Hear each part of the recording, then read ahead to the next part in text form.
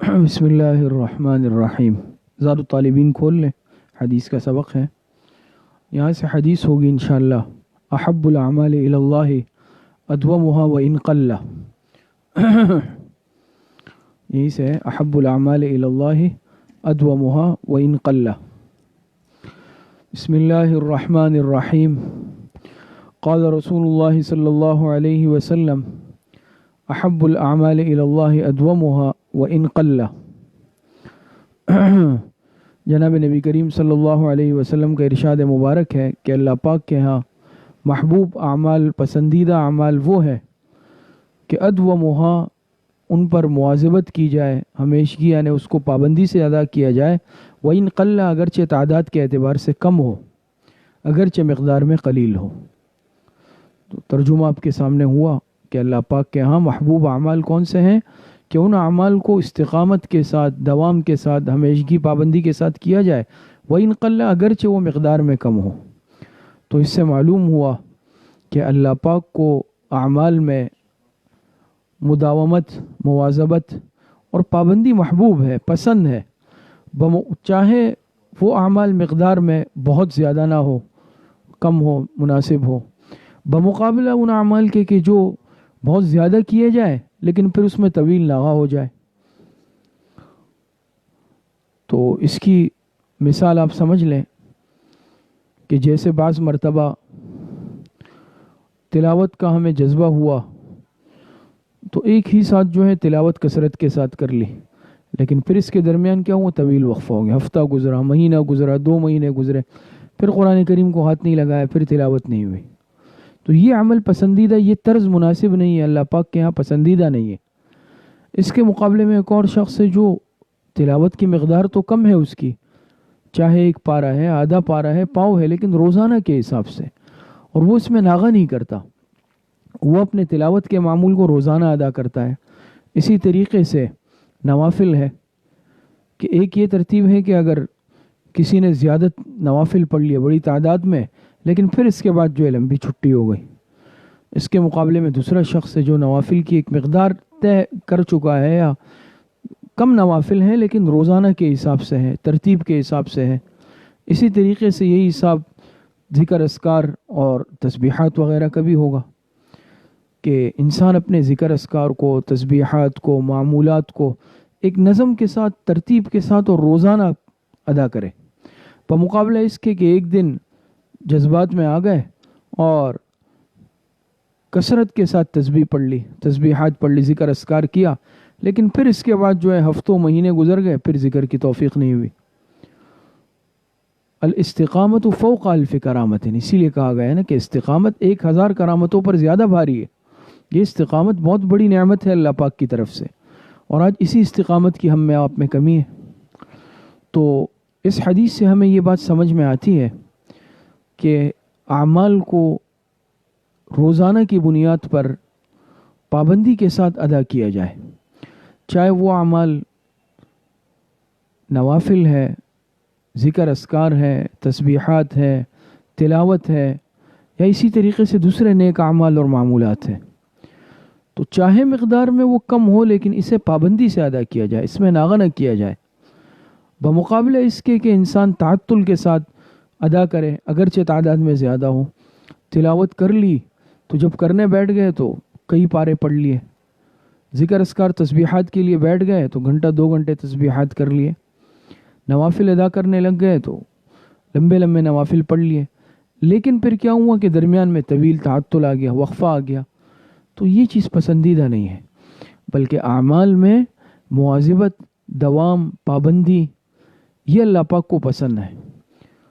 تو وہی انسان اسے کر سکتا ہے جو اپنی ایک ترتیب بنا لے، نظم الاوقات بنا لے، اپنے اوقات کو مرتب اور منظم کر لے، اور باقاعدہ جسے کہتے ہیں نا پورے دن بھر کا انسان اپنا ایک شیڈیول اور ٹائم ٹیبل بنا لے. وقت اسی طرح قیمتی ہوتا ہے. حدیث مبارکہ میں آتا ہے، آپ علیہ السلام نے ارشاد فرمایا، نعمتان مغبون فیہما کثیر من الناس الصحۃ والفراغ. یہ 2 نعمتیں ایسی ہیں کہ جس میں اکثر لوگ دھوکے میں پڑے رہتے ہیں، قدردانی نہیں کرتے اس کی. صحت، تندرستی کی نعمت ہو گئی، دوسری فراغت، وقت کی نعمت ہو گئی. تو آج کتنا ہم اپنا وقت ضائع کرتے ہیں. آج ہمارا وقت، ہماری زندگی، ہمارے دن رات یہ بے نظمی کے ساتھ گزر رہے ہیں، اس میں کوئی نظم و ضبط نہیں ہے، بس جس کام میں چاہا وقت ضائع کر دیا۔ تو دنیا میں یاد رکھے وہی آدمی کامیاب رہتا ہے، عملی زندگی میں بھی اور اپنی دینی زندگی میں بھی، کہ جو اپنے اوقات کو ترتیب کے ساتھ خرچ کرے اور اپنے اوقات کو، اپنی زندگی کے لمحات کو قیمتی بنا لے۔ وہی انسان اپنے دن رات کے ایک ایک لمحے کو قیمتی بنا سکتا ہے۔ تو اس کے لیے اپنی زندگی کو منظم، آج ہماری زندگی، ہمارا وقت بالکل ایک بے ترتیبی کے ساتھ ہم گزار رہے ہیں، بد نظمی کے ساتھ گزار رہے ہیں، کسی چیز کا وقت طے نہیں ہے۔ جس چیز میں چاہ موبائل میں لگ گئے، گھنٹے 2-3 گھنٹے تو وہاں ضائع کر دیے، فضول گپ شپ میں لگ گئے، گھنٹوں گھنٹوں ضائع ہو گئے۔ نہ روزانہ ترتیب کے مطابق پابندی سے ہماری تلاوت ہوتی ہے، نہ ہمارے ذکر اذکار تسبیحات کی کوئی ترتیب ہم نے طے کی ہے، نہ اسی طریقے سے نوافل کا اہتمام ہے، نہ دعاؤں کا اہتمام ہے۔ دعا کے لیے بھی ایک ترتیب انسان، کہ ہر نماز کے بعد بھی دعا ہو، لیکن ایک وقت ایسا خاص کر لے۔ ہم نے اپنے اساتذہ سے بھی سنا فرماتے تھے کہ اس وقت میں اہتمام کے ساتھ دعا مانگے، اور پھر آہستہ آہستہ اس کا دورانیہ بھی بڑھاتا جائے۔ ایک دم ایسا نہیں ہوگا کہ انسان آدھا گھنٹہ دعا مانگ لے، بلکہ 5 منٹ کسی بھی نماز کے وقت یا یکسوئی کے ساتھ جو وقت آپ کو مہیا ہے، تو اس میں آپ ایک ترتیب بنا لیں کہ اس وقت مجھے دعا مانگنی ہے، اور پھر اس میں انسان یکسوئی کے ساتھ، سکون کے ساتھ بیٹھ کر اللہ پاک کے سامنے دعائیں مانگے۔ تو چاہے وہ 5 منٹ سے شروع کرے، لیکن آہستہ آہستہ اس کا دورانیہ بڑھائے، 7 minute, 8 minute, 10 minute, 15 minute, 20 minute,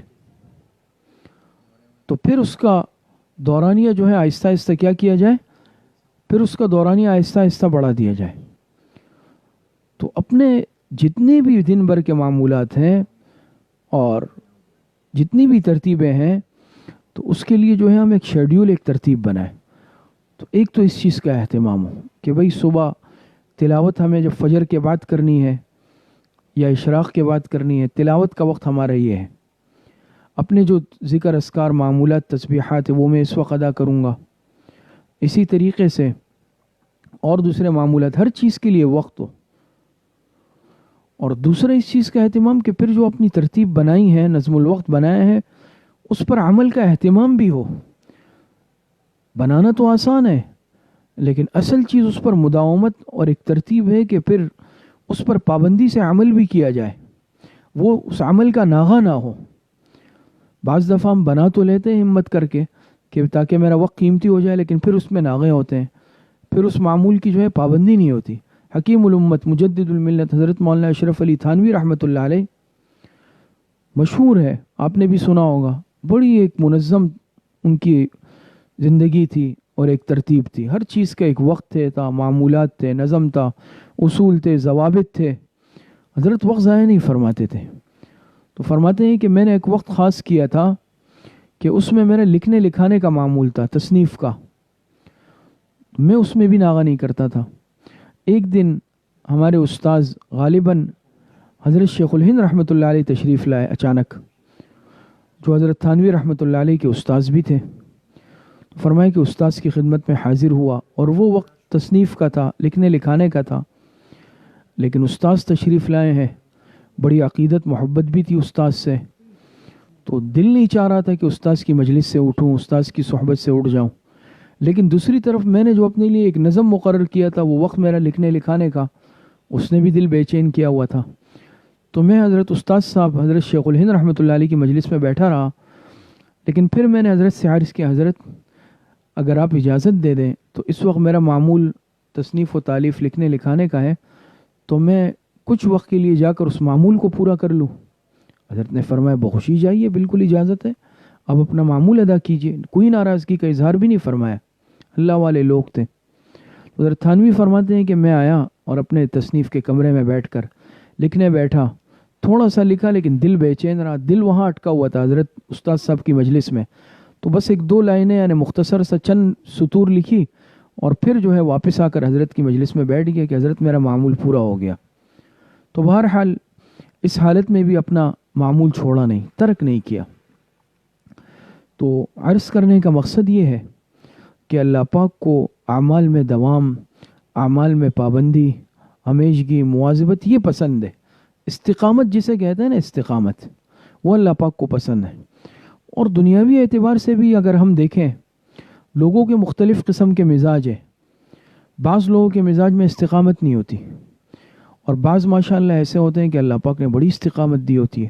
جس کام میں ہاتھ ڈالتے ہیں پھر جم کر اس میں لگ جاتے ہیں، اس کو ایک مشن اور ہدف سمجھ کر پورا کرتے ہیں.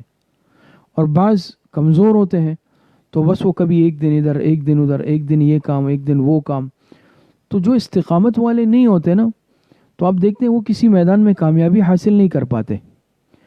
کیوں؟ ان کے یہاں ایک ہدف، ایک مشن نہیں ہوتا، ان کا ذہن متردد ہوتا ہے.